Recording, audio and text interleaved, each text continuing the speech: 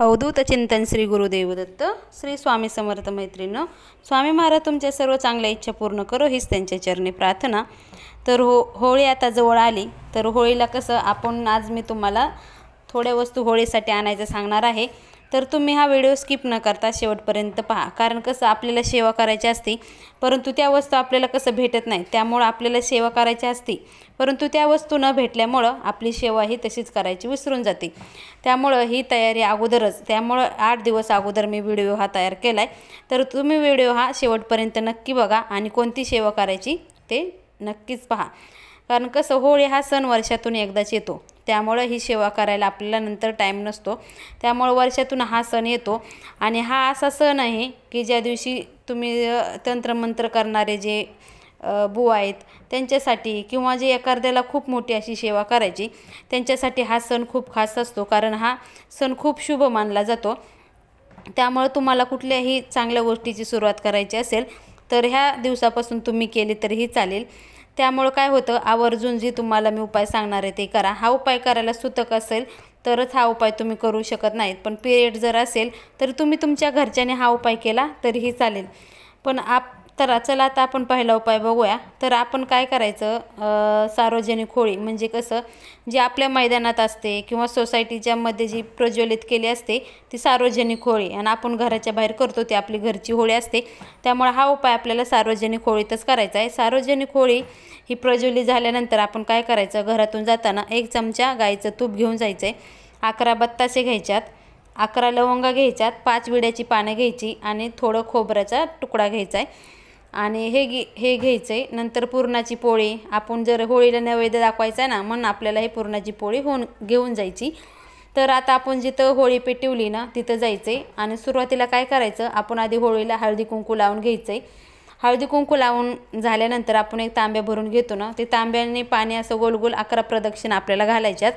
11 प्रदक्षिणा घातल्यानंतर सुरुवातीला काय करायचं, आपण जे गायचं 1 चमचा तूप नेले ना, ते 1 चमचा तूप आपल्याला खोबऱ्यात ते भिजून टाकायचे आणि ते भिजवलेलं तुपातलं खोबरं आपण होळीत टाकून द्यायचे। नंतर ते पानाचे विडे घ्यायच्यात, त्याच्यावर त्या 11 लवंगा घ्यायच्यात आणि ते 11 जे बत्तासे घेतलेत ना आपण ते ठेवायच्यात आणि त्यांची पूजा करायची। त्यांची पूजा केल्यानंतर त्यांना काय म्हणायचं, होळीला होळी माता आमच्या घरातील सगळं इडा पिडा जाऊ दे अशी प्रार्थना करायची, आमच्या घरात सुख समृद्धी येऊ दे, सर्वांना खुश राहू दे अशी ही प्रार्थना आपल्याला होळी मातेकडे करायची। तर दुसरा उपाय काय आहे, एक काळा कपडा घ्यायचा, काळ्या कपड्यात आपल्याला पिवळी मोहरी बांधून घ्यायची, म्हणजे एक आपल्याला पोटली बनवायची। काळ्या कपड्याला आपल्याला काळ्या धाग्यानेच ती पोटली बांधून घ्यायची आणि ती पोटली काय करायची, तुम्ही जर पुरुष असाल तर पुरुषाच्या खिशात ठेवायची, जर महिला असेल तर त्यांनी ती आपल्या साडीच्या पदराला बांधून ठेवायची आणि हे दिवसभर आपल्याला बांधून ठेवायची, आपल्या पदराला किंवा आपल्या खिशात ठेवायची। आणि संध्याकाळी आपण होळीला चाललो की होळीला गेल्यानंतर ती पोटली आपण होळीत अर्पण करायची आणि होळीत अर्पण केल्यानंतर आपल्याला घरी यायचं आणि घरी येताना आपल्याला मागं अजिबात वळून बघायचं नाही, कारण आपल्याला पुढेच असं सरळ यायचं आणि घरी आल्यानंतर आपला हातपाय स्वच्छ धुवायच्यात। ह्याने काय होतं, आपल्याला जर वाटलं आपल्यावर कोणी बाहेरील बाधा केली किंवा करणी केली किंवा काही कोणाला कसं वाटतं ना, मनात विचार वाईट येतात ना, त्याच्यासाठी हा उपाय, तुम्ही हा उपाय नक्कीच ट्राय करा। तर तिसरा उपाय हा खूप कठीण आहे, तुम्हाला जमला तर तुम्ही करा। तिसरा उपाय हा असा आहे की जेव्हा आपल्याला वाटतं की आपल्याला आता कुठलीही सहन करायची ताकद नाही, आपण कितीही प्रयत्न केले तर आपला प्रश्न हा सुटतच नाही आणि आपल्याला काय वाटतं, आता आपल्याला शेवट करावंसं वाटतं, आपल्याला जगायची इच्छाच उरत नाही, असं वाटतं की आपल्याकडे आता लास्ट पर्याय काय आहे, आपल्याला मरणच हा लास्ट पर्याय आपल्याकडे जेव्हा उरतो त्यावेळेस हा उपाय करायचा आहे। कारण हा उपाय हा संकटहारी, कारण हा उपाय इतका प्रभावशाली की तो 100% ह्याचा रिझल्ट नक्कीच भेटतो।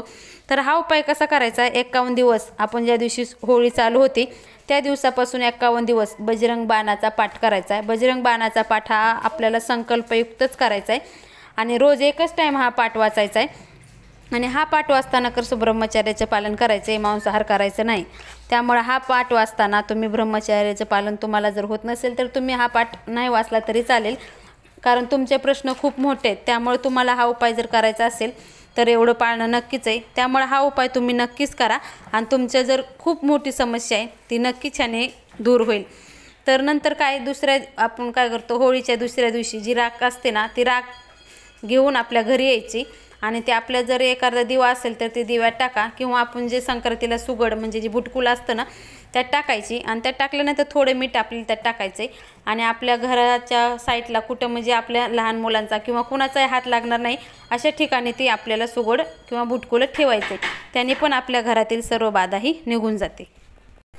तसेच दुसऱ्या दिवशी पण आपल्याला जी राख भेटते ना ती आणायची आणि ती सर्व आपल्या अंगाला लावायची. कारण ह्याने काय होईल, आपल्याला जे आजारपण असतील किंवा बाहेर कोणी आपल्याला एखादं बाधा झाली असेल ती अंगाला लावल्यामुळे ती सर्व निघून जाईल, आणि आपल्याला जे त्रास आहे ना आजारपणाचा तो त्रास पण कमी होईल. तर ते माहिती आहेच तुम्हाला, पूर्वी लोक काय करायचे, धुळवट खेळायची. का धुळवट खेळायची?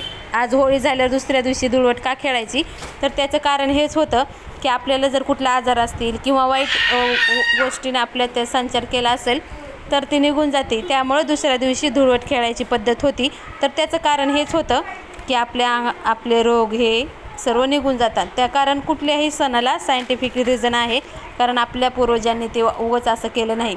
त्यामुळे तुम्ही हा उपाय पण नक्कीच ट्राय करा.